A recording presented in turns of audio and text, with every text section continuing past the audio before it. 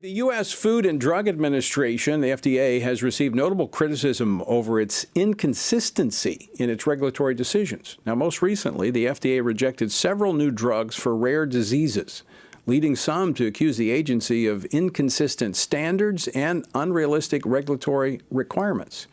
And, we've talked about this many times on the program, the FDA's position and actions on the abortion drug mifepristone, actually approving new generic drugs, even when it's at odds with the danger that the data reveals. So is reform needed at the FDA?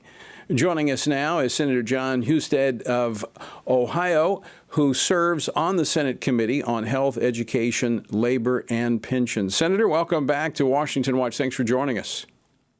Great. Thanks for inviting me on. Great to be with you. All right. Before we jump into the topic, I just want to congratulate you. We were together last month where you received the 100% award from FRC Action. So I want to thank you for your pro-family votes there in the United States Senate. Well, thank you. I was honored to receive the award. Before I got the award, I didn't know I had a 100% record on it, but I'm not surprised because supporting Ohio families has just been something that I've loved to do my whole life, and my faith certainly guides me there. So let's talk about the FDA. You recently joined with Senator Mullen of Oklahoma in writing to FDA Commissioner Dr. Marty Makary to urge the agency to continue accelerating access to life-saving therapies for these rare disease that patients have. So what's going on here? Why does it appear that the FDA is dragging its feet on some of these life-saving drugs? It's a really good question, but I came at this from two different directions. First of all, I heard from the families of individuals who have rare diseases, that they were concerned that the posture of the FDA was to try to discourage research and granting those companies that were coming up with therapies, denying them the ability to have their therapies approved. And then I also heard from the companies that are doing some research in this area. So when you have both the business side of it that show concern over the posture of the FDA, and then you have it from the patient community, that's something that really strikes me as something that we need to start asking questions about. And the FDA has been difficult, just put it that way, in terms of responding to what both the companies and the patients are asking for. So, Senator Husted, how do you explain the FDA being slow to approve life-saving drugs, but so quick to approve drugs that take life, like the generic forms of mifepristone? Yeah, these are troubling circumstances. On the first part, I really have a hard time trying to understand why they don't want to help, why they're so reluctant to support the efforts to help with rare diseases. I think that what you hear sometimes are people who will defend the FDA in this space. They will say, well, the companies are providing false hope. The trials don't really show great progress. They only show limited impact.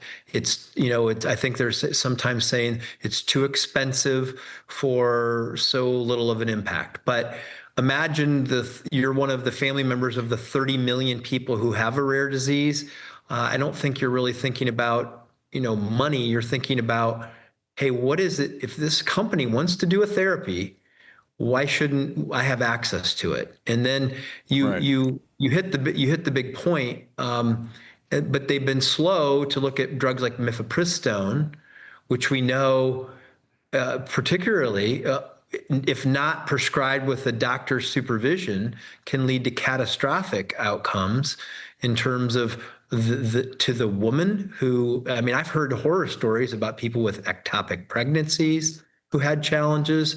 I've heard the stories of women who get access to the drug, but were later along in their pregnancy, didn't know it, and it didn't work, and it caused harm to the baby. So I don't know why they've been a little slow to say, hey, we should improve access in those particular cases to a woman to have access to the doctor and make sure we have all the information before a woman has access to mifepristone. Yeah, it just seems upside down to me. The slow to help people with drugs that might save their life if they want access to them. But here they're allowing men to order in the mail abortion drugs that they can give surreptitiously to the mothers of their children. It's inexplicable. Yeah. And I'll just say, I care a lot about the issue. I started out life in foster care.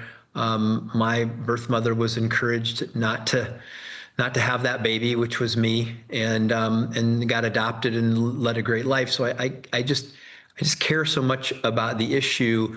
And when you hear about men, who get access to the mifepristone drug, try to put it in drinks or food of a woman that they may have fathered a child with, and they don't want her to have that baby, and are doing things like that, that is just very troubling. Another reason that I think it's important that a woman have access to a doctor, who have a visit with that doctor before the drug is prescribed. Because you just don't want it. You don't want it out there where anybody can have access to it and do some really harmful things. And that's what's happening right now. Senator Husted, I want to thank you for joining us. Always great to see you, my friend. Thanks for joining us. Great to be with you.